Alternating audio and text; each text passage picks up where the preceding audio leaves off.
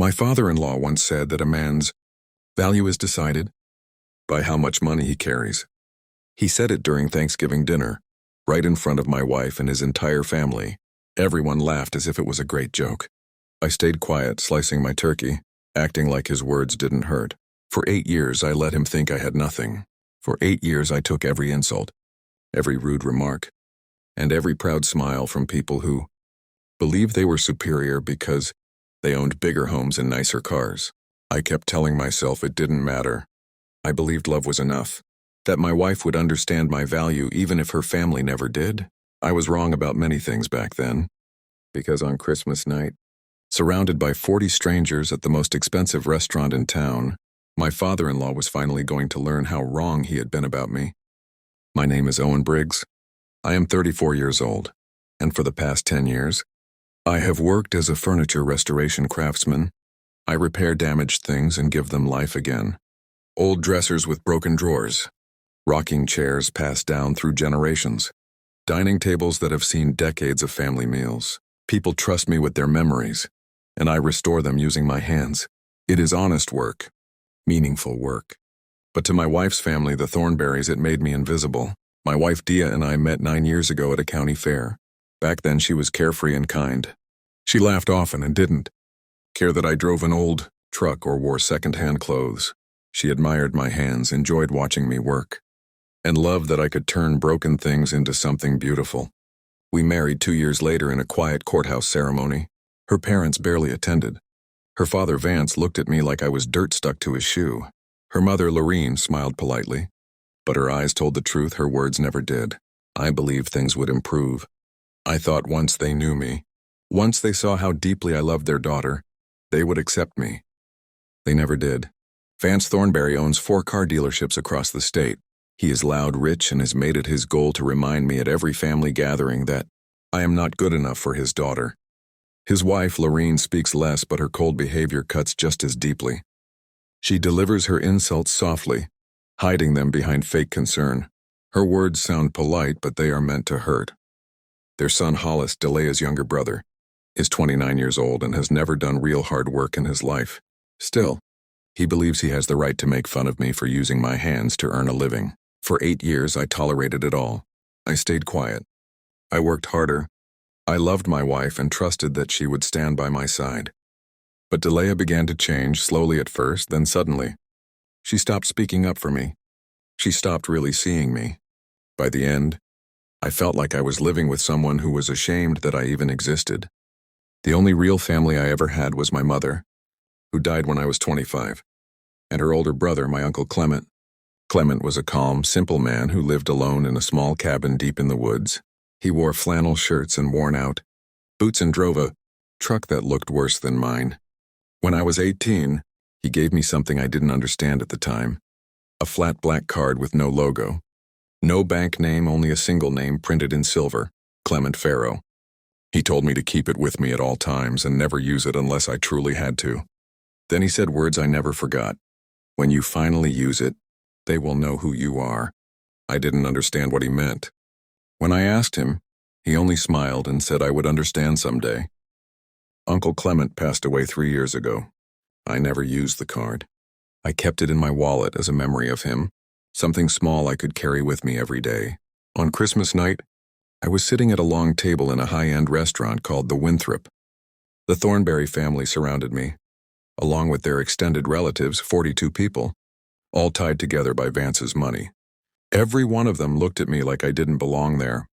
That was when my wife reached into her purse, pulled out an envelope, and slid it across the white tablecloth toward me. Divorce papers, already signed and dated 2 weeks earlier. Her father lifted his glass and announced to the entire room that I would be homeless by February. The room exploded with laughter and applause. 40 people clapping as my life fell apart on Christmas night. I sat there quietly, feeling every insult. Every moment I had been ignored. Every time I was made to feel worthless. Then I reached into my wallet and took out the black card my uncle had given me 16 years earlier. I handed it to the waiter. He read the name and the color drained from his face.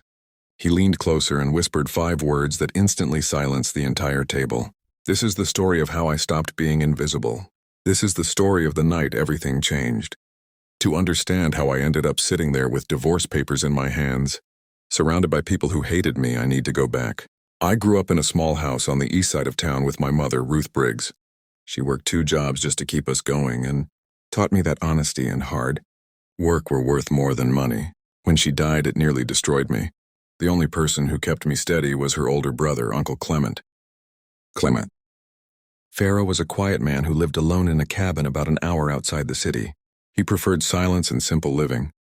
He wore flannel shirts, old jeans, and work boots and drove a truck that rattled every time it started. He never cared about opinions or appearances. As a child, I spent many summers with him. He taught me how to work with my hands, how to sand wood until it felt smooth, how to see value in broken things, and how to bring them back to life. That is where my passion for furniture restoration truly began. Uncle Clement gave me that gift on my 18th birthday. He placed the black card in my hand, and I still remember how heavy it felt. It was thicker than a normal card, solid and unusual. There was no logo, no numbers, only his name printed in silver. Clement Pharaoh. I asked him what it was meant for. He looked at me with a calm, thoughtful expression and said, "Keep this with you. Oh, and don't use it unless you truly have to. And when you do, they'll know exactly who you are." I tried to get more answers, but he refused to explain. He only smiled and told me the meaning would become clear when the time was right. I carried that card in my wallet for 16 years. When Uncle Clement passed away 3 years ago, it became even more important to me. It was the last thing he had given me, the final piece of him I could hold on to. Now let me tell you about Delia. When I met her at a county fair 9 years ago, I felt like the luckiest man alive. She was beautiful and warm, and her laughter made everything else fade away. That first night, we talked for hours near the Ferris wheel. She told me she had never met anyone like me. She said she respected the way I worked with my hands and that there was something real and honest about me, something she didn't see in the men her parents preferred. We fell in love quickly, maybe too quickly. 2 years later, we were married. I didn't have much money to offer her, but I promised to love her, support her, and stay by her side no matter what. I meant it completely. Her family made it clear from the beginning that they didn't approve. During our first meeting, Vance Thornberry asked what I did for a living. When I told him I restored antique furniture, he laughed and said, "So you're a handyman?" He didn't even wait for my reply before turning away. Lorene was quieter, but just as sharp. She smiled and said, "How charming," in a way that made it feel like an insult. Later, she asked Delia in private if she was certain about marrying me. When Delia told me, she was angry. She said she didn't care what her parents thought and that she loved me. That was the woman I married. That was the Dia I fell in love with. But families can slowly wear people down. Year after year, holiday after holiday, the comments never stopped. Vance constantly reminded me that I wasn't a real provider. Lorene would talk about how successful her friends' sons-in-law were. Doctors, lawyers, executives, while looking at me with quiet pity. Hollis called me the repairman, like it was some private joke everyone understood except me. And little by little, Adelia stopped standing up for me. At first, she would squeeze my hand under the table when her father spoke badly. Later, she would apologize and tell me she knew my worth even if they didn't. Then the hand squeezes ended. The apologies disappeared. Soon after, she started looking at me the same way her parents did. By our 6th year of marriage, I felt like a guest in my own house. Delia and I hardly talked anymore. She spent most of her time with her family, not with me. Whenever I asked her what was wrong, she would say nothing and walk away. I worked longer hours. I accepted more jobs. I believed that if I earned more money and proved myself, things would finally improve. They never did. The night before Christmas Eve, I heard Delia speaking on the phone with her mother. I heard her say, "I know, Mom, I should have listened to you from the start." She didn't realize. I was standing in the hallway. She didn't know I heard every word. I went to bed feeling like someone standing at the edge of a cliff, waiting to be pushed. The next evening, we drove to the Winthrop without saying a word. Delia wore a red dress and diamond earrings her father had bought for her. I wore my only nice shirt, the one I kept for moments, when I had to pretend I belonged in her world. I had no idea that in less than 2 hours my life would completely change. The Winthrop was the kind of place where you felt out of place no matter what you wore. Crystal chandeliers hung from extremely high ceilings, White marble floors reflected warm golden light. Waiters in perfectly fitted suits moved quietly, between tables like trained shadows. I knew right away that I didn't belong there. Vance had reserved a private dining room for the family's Christmas dinner. When Dilea and I arrived, the long table was already filling up with Thornberries and their extended relatives, uncles, aunts, cousins, and business partners. 42 people in total, all tied together by blood or money. Vance sat at the head of the table like a ruler watching over his territory. He wore a dark blue suit that probably cost more than 3 months of my income. Lorene sat beside him, dressed in silk and pearls, her smile sharp and cold. Hollis was already leaning back in his chair with a glass of whiskey, scrolling through his phone, with the bored confidence of someone who had never earned anything. Dilea walked ahead of me and sat next to her mother. I followed and took the seat beside her, nodding politely to the relatives who glanced in my direction. Most of them didn't even acknowledge me. I was used to that. Dinner started with light conversation, European vacations, new cars, investment accounts. Someone proudly talked about their son getting into Harvard. Another mentioned their daughter marrying a hedge fund manager. The discussion flowed around me while I stayed silent, cutting my appetizer into pieces I barely tasted. Then Vance turned toward me. "Owen," he said loudly enough for the entire. "So how's the chair business going?" Vance asked. "Fix anything interesting this year?" A few people laughed. I forced a small smile. "It's been a good year," I said. "The work has been steady." Vance leaned back and slowly swirled his wine glass. "Steady?" he replied. "That's a polite way of saying you're barely getting by, isn't it?" He paused, then added, "I was speaking with Bradley Kenton last week. You remember him, Dia, the surgeon. He just bought a house in the hills. Paid cash, $4 million. He looked straight at me with a cold smile. "So tell me, Owen, what did you buy this year?" "A new tool?" The table burst into laughter. My face felt hot, but I kept my expression calm. I had learned long ago that showing emotion only encouraged them. Lorene leaned forward with her familiar fake kindness. "We don't mean to hurt you, Owen. We're simply concerned about Dilea's future. A woman needs stability. Surely you understand?" I understood perfectly. She was saying I wasn't enough and never would be. Hollis lifted his glass toward me. "Well, at least he's reliable," he said. "Reliably broke." The laughter grew louder. I tightened my grip on my fork and stared down at my plate. I told myself to stay calm. It would be over soon. Just a few more hours and I could go home and pretend this night never happened. That was when Dilea reached into her purse. She took out a white envelope and placed it in front of me. Her face was blank. She refused to meet my eyes. "What's this?" I asked. "Open it," she said quietly. I picked it up and tore it open. Inside were legal papers. I didn't need to read much to understand. It was a divorce filing. My hand started shaking. I looked at Dilea, hoping to see even a trace of the woman I married. "You're divorcing me on Christmas?" She still wouldn't look at me. "I've made my choice, Owen. I should have done this years ago." My father was right. "You're never going to be anything." Her words hit me hard. I felt like I couldn't breathe or think. Vance slammed his hand on the table, smiling like a man who had finally won. "At last my daughter has come to her senses." He raised his wine glass. "Owen, I'll give you until February to clear your things out of the house. After that, you'll be on the street where you belong, homeless by February. That has a nice sound to it, doesn't it?" He turned to the others dramatically. "Ladies and gentlemen, a toast to Dilea's freedom." Glasses lifted around the table. 42 people raised their drinks and applauded. The noise filled the room, echoing off the walls, drowning out everything else. I sat there unable to move, watching my marriage end to the sound of clapping. My wife still wouldn't look at me. My father-in-law was laughing. Strangers were clapping at my humiliation, and something inside me changed. I thought about every insult I had accepted. Every moment I stayed quiet just to avoid conflict. I remembered the nights I lay awake, asking myself why I was never enough. Then I thought about Uncle Clement. I thought about the card in my wallet and the words he had spoken 16 years earlier. "When you use it, they will know exactly who you are." For the first time in 8 years, I chose to stop being invisible. The applause slowly faded, but the ringing in my ears remained. I looked around the table at people who had never seen me as anything but a mistake in Dilea's life. They were already moving on, refilling their glasses, restarting their conversations, as if my marriage hadn't just ended in front of them. To them, I no longer existed.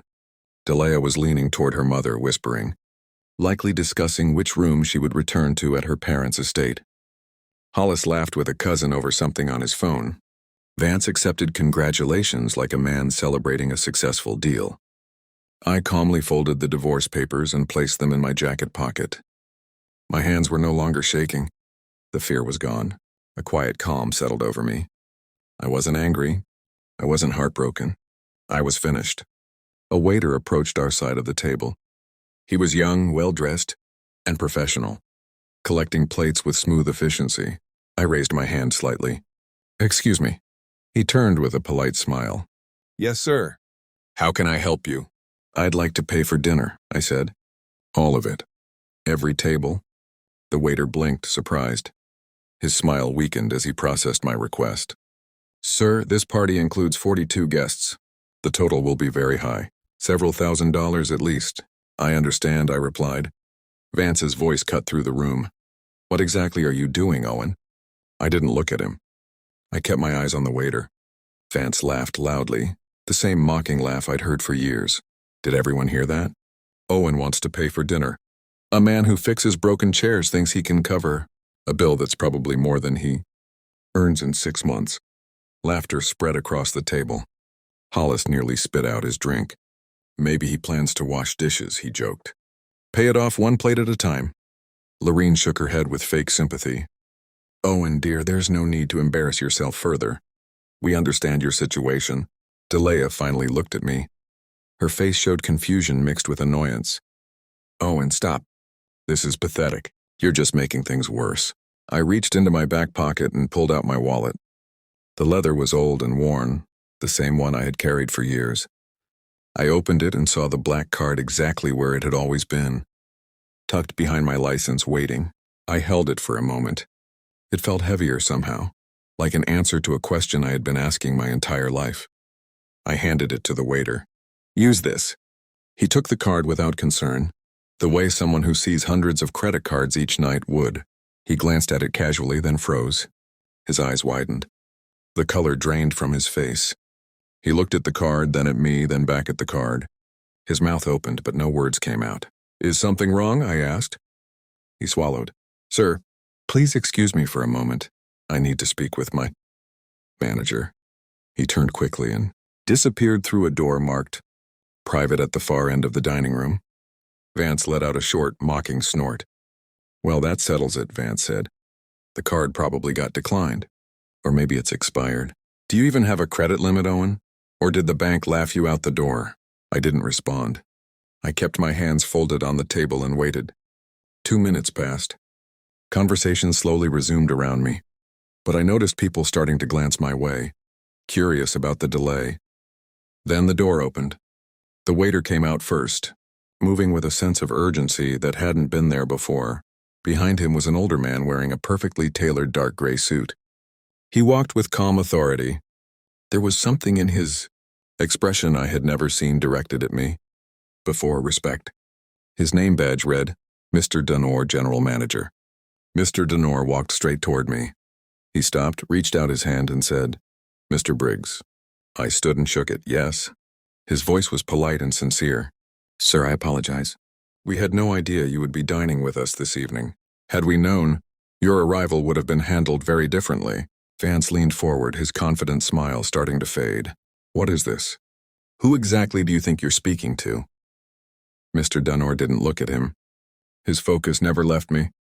"Mr. Briggs, we contacted the estate's legal department. Everything has been verified.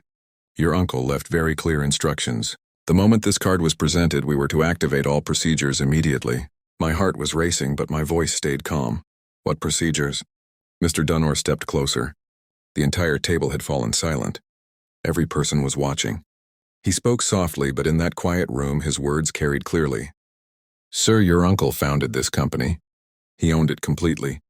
When he passed away 3 years ago, full ownership was transferred to you." He paused and looked me directly in the eyes. "Mr. Briggs, you are the owner of this restaurant." The silence that followed was overwhelming. It wasn't just quiet. It felt like time itself had stopped. I watched the shock spread across the table. Vance froze, his champagne glass suspended halfway to his mouth. His expression shifted between confusion and disbelief. Loreen's carefully controlled smile cracked as her eyes moved back and forth between me and the manager, as if waiting for someone to say it was a joke. Hollis looked stunned, his phone slipping from his hand and hitting the table. And Dilea, my wife, the woman who had handed me divorce papers just minutes earlier, stared at me like I was a complete stranger. Mr. Denor continued speaking, unaware of the damage his words had just caused. Mr. Briggs, Mr. Denor continued, your uncle, Clement Farrow, started Farrow Hospitality 42 years ago. He grew it from a single restaurant into one of the most respected hospitality groups in the country. The Winthrop is our flagship location. But the company now owns 37 restaurants and 12 luxury hotels across the United States. Your uncle stepped away from public life many years ago. He chose to remain unknown, but he kept full ownership of the company until his death. I finally found my voice. I didn't know any of this. Mr. Denor nodded. That was intentional, sir. Your uncle left clear instructions with his legal team. He wanted you to live a normal life, free from the pressure of wealth until you were ready. The black card was the trigger. He believed that when you finally used it, it would mean you were prepared to claim what he left you. Vance slammed his hand on the table, making the silverware jump. This is ridiculous. This has to be some kind of trick. Owen is nobody. He repairs furniture in a rented garage. There is no way he owns anything. Mr. Denor turned to him, calm but firm. Sir, I can assure you this has been fully verified. Our legal department has confirmed Mr. Briggs's identity and every document connected to the estate. Mr. Owen Briggs is the sole owner of Farrow Hospitality Group and all affiliated companies. He paused. As of this morning's valuation, his net worth exceeds $400 million. The number hit the room like an explosion. Faces changed instantly. Relatives who hadn't even looked at me earlier were now staring in disbelief. Cousins who had laughed at jokes about my work suddenly looked uncomfortable. The aunts and uncles who had whispered about me for years sat frozen. Loreen clutched her chest as if she might faint. Hollis grabbed his glass and emptied it in one swallow. Then Dilea spoke, her voice shaking. Owen, why didn't you tell me? All these years, why didn't you say anything? I looked at her carefully, really looked at her for the first time in a long while. I saw the woman who had handed me divorce papers without hesitation. I saw the woman who allowed her family to tear me down while she stayed silent. I saw the woman who had told me minutes earlier that I would never be anything. I didn't know, I said quietly. But let me ask you something, would it have mattered? You gave me those papers because you believed I was worthless. Your family treated me like dirt for 8 years. None of you ever truly saw me. You only saw what I didn't have. She tried to respond, but no words came out. I stood up. I loved you, I said. I would have given you everything I had. It wasn't much, but it was real. I would have worked my entire life to make you happy. But you chose to leave the moment you believed I had nothing left to offer. That tells me everything I need to know about what our marriage meant to you. Then I turned to Vance. His face had gone pale, sweat visible on his forehead. You said I'd be homeless by February, I said. That's interesting, because Mr. Denor just confirmed that Farrow Properties owns the building where your dealership headquarters is located, which means I'm your landlord. Vance said nothing. His jaw tightened. So let me be clear, I continued. You will be out of that building by February. Consider it a farewell gift from the man you called a nobody, the one who fixes chairs. I picked up my coat and put it on. Mr. Denor, please send tonight's bill to my office. Dinner is on me. Consider it my final gift to the Thornberry family. A reminder of the man you believed had no value. I turned and walked toward the exit. Behind me, I heard Dilea call my name. I heard a chair scrape back. I felt her hand reach for my arm. I didn't stop. At the door, I turned one last time. 42 faces stared back at me in shock. My uncle once told me that a man's worth isn't measured by how much money he has, I said. It's measured by how he treats people when he thinks no one important is watching. Tonight I saw exactly who you all are. Then I walked out. I stepped outside into the cold December night. Snow was falling gently, covering the city in white. The air felt sharp and clean. For the first time in 8 years, I could breathe freely. I didn't look back. The days after that Christmas dinner were the quietest I had known in a long time. I returned to the small house I once shared with Delia, packed one suitcase, and left before she came home. I didn't want an argument. I didn't want excuses or apologies. I just wanted to end that chapter and move forward. The divorce was finalized faster than I expected. At first, Delia's lawyers tried to challenge it. They claimed she didn't know about my assets and deserved a share of the estate. But irony has a strange sense of humor.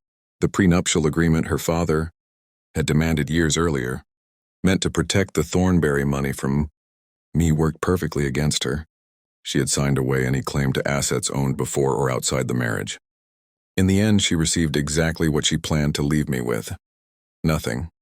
Through mutual contacts, I later heard that Vance's car dealership lost its lease 3 months afterward. I chose not to renew it, not out of anger or revenge, but because I had no reason to continue business with someone who had spent years trying to break me. He moved to a smaller location outside the city, and within a year, 2 of his 4 dealerships shut down for good. The man who once mocked me for repairing chairs was now struggling to keep his own business alive. About 6 months after the divorce was final, Lorene sent me a letter. It was 3 pages long, full of apologies, explanations, and requests to meet for coffee and start over. She claimed she had always liked me and said Vance's behavior didn't reflect her true feelings. I read it once, folded it neatly, and threw it away. Some bridges are better left burned. Hollis reached out too. He sent me a friendly message online, suddenly interested in reconnecting. He mentioned a few business ideas and hinted that I could help him get started. I blocked him without replying. I had watched him mock me for 8 years while contributing nothing to anyone. I wasn't about to support his laziness now. Delia called me once, late on a Tuesday night, about 4 months after everything ended. Her voice sounded fragile and broken. Nothing like the cold woman who had slid divorce papers across the table. She said she had made a terrible mistake. She said she didn't realize what she had lost. She said she still loved me and asked if we could try again. I let her speak. Then I told her the truth. You had everything, Delia, I said. You had a husband who loved you and would have done anything for you. That mattered more than money ever could, but you couldn't see it. And I can't forget the way you looked at me when you thought I had nothing. Then I ended the call. I never spoke to her again. I took control of Faro Hospitality, but not in the way people expected. I didn't sit in an office giving orders. I visited restaurants. I walked through hotels. I learned names from chefs to housekeepers to valets. I remembered birthdays. I asked about families. I became the kind of leader Uncle Clement would have respected. I still restore furniture on weekends. I kept my small workshop and continue taking projects when I have time. It keeps me grounded. It reminds me who I was before everything changed and who I still want to be.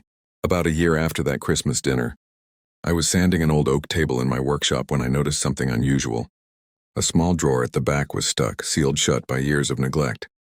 I forced it open and found a single envelope inside, yellowed with age. It was a letter from Uncle Clement, written years before he passed away. I opened the letter with shaking hands and began to read. Owen, if you're reading this, it means you finally used the card. I never told you about the money because I wanted you to grow into a good man on your own. Anyone can act kind when they are rich. The real test is how a person treats others when they have nothing. You passed that test every single day. I watched you work hard, stay humble, and love without conditions. That's why I left everything to you. Not because you needed it, but because you earned it. Use it wisely. Stay true to yourself. And remember this: the people who love you when you have nothing are the only ones worth keeping when you have everything. I love you, son. Uncle Clement. I sat in my workshop for a long time, holding that letter and letting his words sink deep into my heart. For 8 years, I had allowed others to convince me that I was worthless. I believed them because I thought value came from money, job titles, and the opinions of people who never truly knew me. But Uncle Clement understood something I didn't back then. Real worth comes from character. It's about showing up, doing honest work, and treating people with respect even when no one is watching. That Christmas dinner changed my life, not because I became rich, but because I finally understood the truth. The people who mocked me were the ones who were truly poor, They had money, status, and expensive clothes. But they lacked integrity, loyalty, and love. If you're reading this and feeling invisible, if you feel like you're not enough, or that the world has already judged you, I want you to hear this clearly. Your worth is not decided by people who underestimate you. Keep going. Stay true to who you are. Your time will come. And when it does, make sure you're still the person who deserves it. Thank you for staying until the end of this story. If it touched your heart or reminded you of your own strength, please like and share it with someone who might need to hear this today. Leave a comment and tell me what you would have done in Owen's place. I read every single one. And if you're new here, don't forget to subscribe and turn on notifications. We share powerful, emotional, and inspiring stories every day. Thank you for being part of this community. I'll see you in the next story. I'm 34, and for the past 10 years, I've worked as a furniture restoration craftsman. I fix broken pieces and bring them back to life.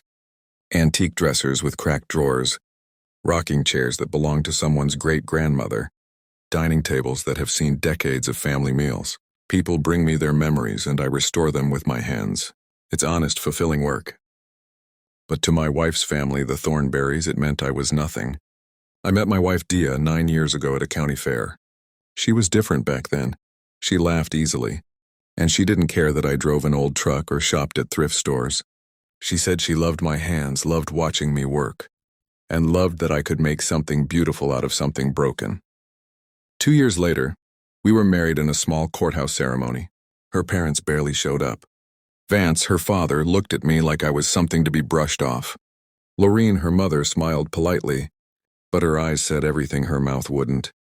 I thought it would get better. I believed that once they truly saw me, they'd accept me because of how much I loved their daughter. They never did. Vance Thornberry owns 4 car dealerships across the state. He's loud, wealthy, and seems to make it his personal mission to remind me, every family gathering, that I'm not good enough for Dia. His wife, Lorene, is quieter but just as cruel. She wraps her insults in politeness, pretending they're concern. Their son, Hollis, Dia's younger brother, is 29 and has never worked. A hard day in his life.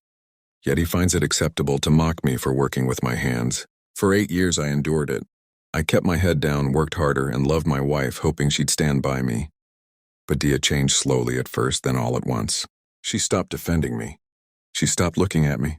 By the end, I was living with a woman who seemed embarrassed I even existed. The only family I ever truly had was my mother, who passed away when I was 25, and her older brother, my Uncle Clement.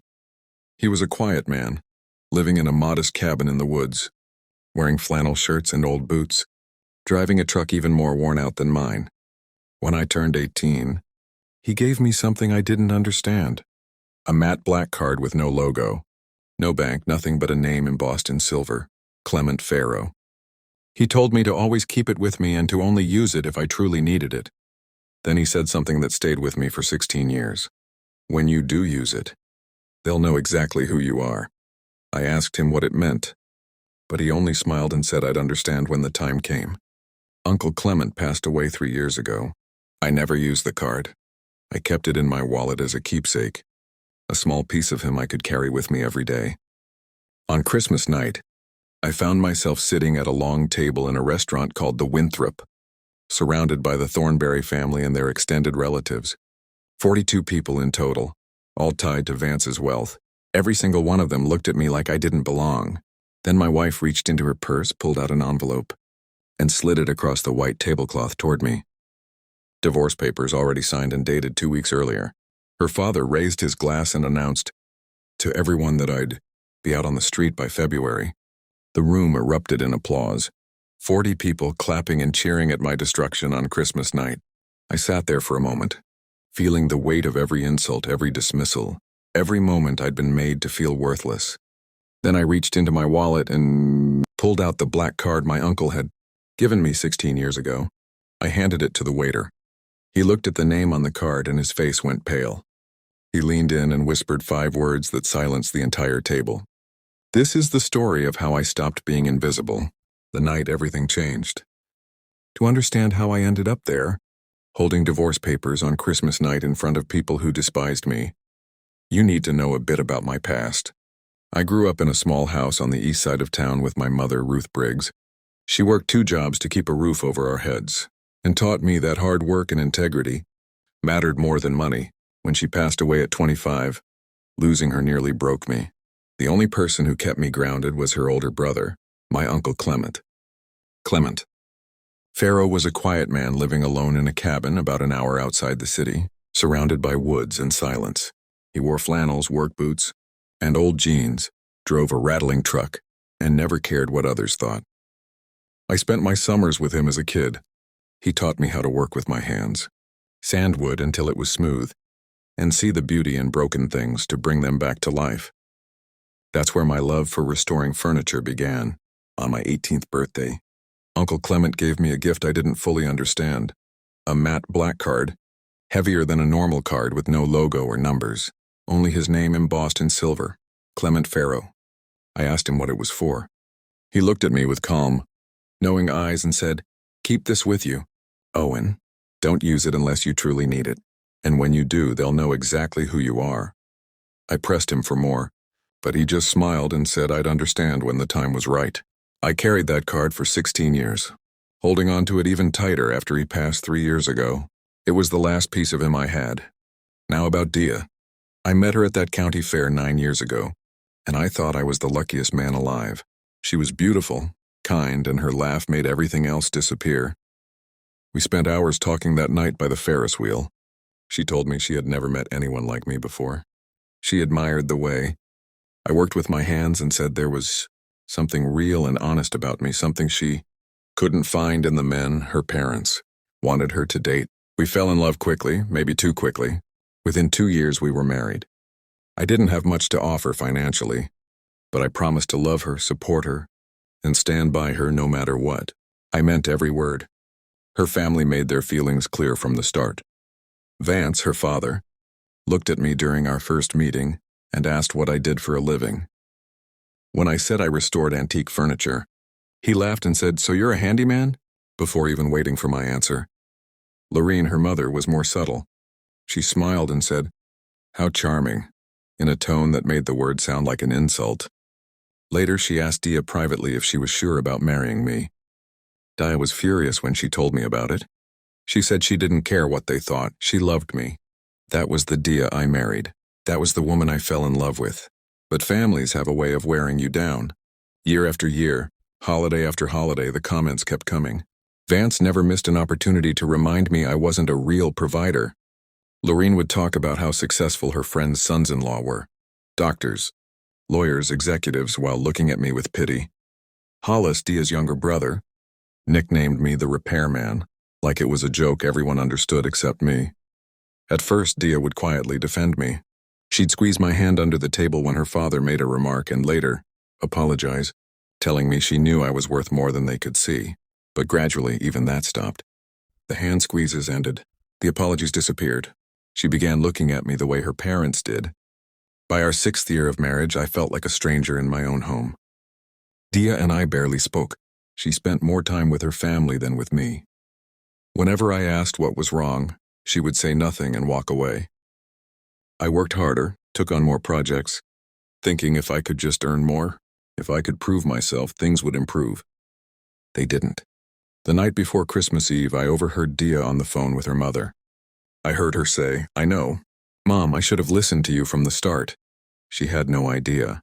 I was standing in the hallway listening to every word. I went to bed that night feeling like a man on the edge of a cliff, waiting for someone to push me off.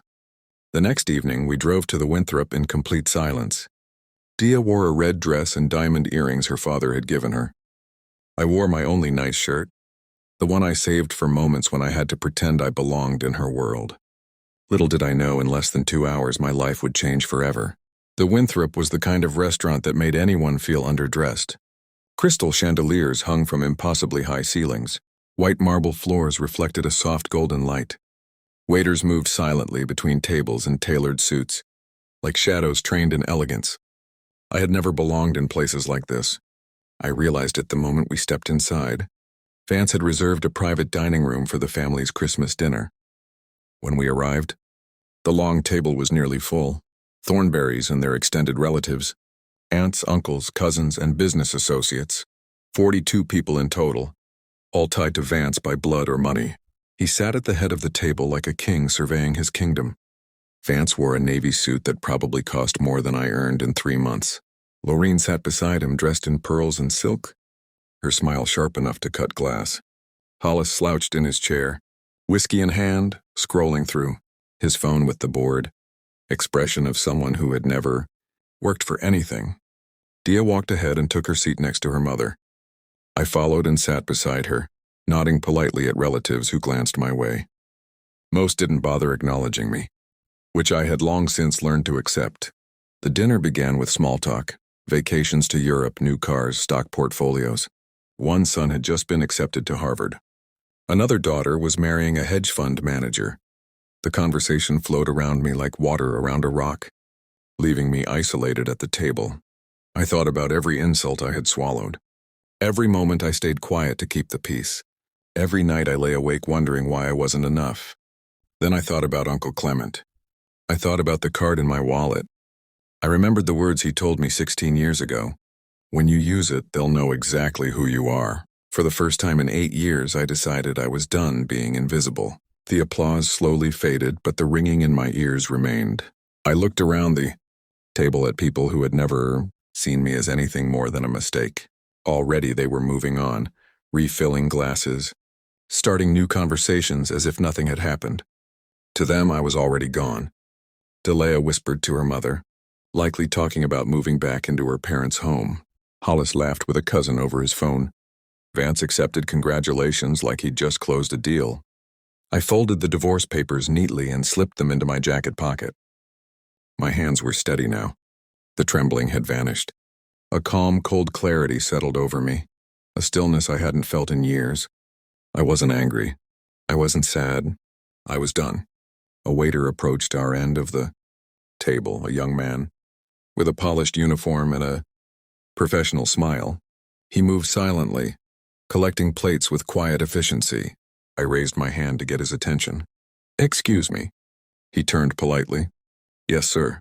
How may I help you?" "I'd like to pay for the table," I said. "Every check. Every guest." The waiter blinked. His smile faltered just slightly as he processed my words. "Sir, this is a party of 42. The bill will be substantial. Several thousand at least." I nodded once. "I understand." Vance's voice cut through the air like a knife. "What are you doing, Owen?" I didn't look at him. I kept my gaze on the waiter. Vance laughed, loud, booming, condescending, the laugh I had heard 100 times before. "Did you hear that, everyone? Owen wants to pay for dinner. The man who fixes broken chairs. For a living wants to cover a tab probably bigger than what he makes in 6 months." Laughter rippled through the table. Hollis nearly choked on his drink. "Maybe he's planning to wash dishes afterward," he joked. "One plate at a time." Lorene shook her head, feigning sympathy. "Owen, dear, there's no need to embarrass yourself further. We understand your situation." Delea finally looked at me. Her face was a mixture of confusion and irritation. "Owen, stop. This is pathetic. You're making it harder than it needs to be." I reached into my back pocket and pulled out my wallet. Old leather, worn at the edges. The same wallet I had carried for over a decade. I opened it and there it was, the black card, tucked behind my driver's license, waiting. I held it in my hand. Its weight felt different now, like an answer to a question I had been asking my entire life. I handed it to the waiter. "Use this." He took the card with practiced ease, glancing at it casually, the way he probably glanced at hundreds of credit cards each night. Then something changed. His eyes widened. His face went pale. He stared at the card, then at me, then back again. For the first time, the air around the table shifted. Something had changed, and they all felt it.